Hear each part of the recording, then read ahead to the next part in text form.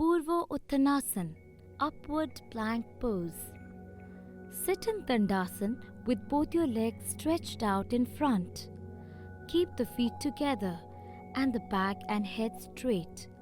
Hands beside the body and shoulders relaxed. Place your palms immediately beside your buttocks. Then drop your elbows backward, keeping the palms intact. Now, place your palms in place of the elbows, keeping them aligned with the shoulders, fingers pointing inward. Now, as you breathe in, lift your hips up. Keep your knees straight and try to touch your toes to the ground. Stay here for a few normal breaths.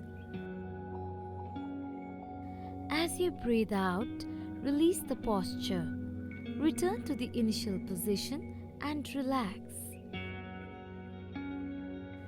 Pūrvotānāsana strengthens and tones the arms, shoulder muscles, thigh muscles, ankles, and wrists.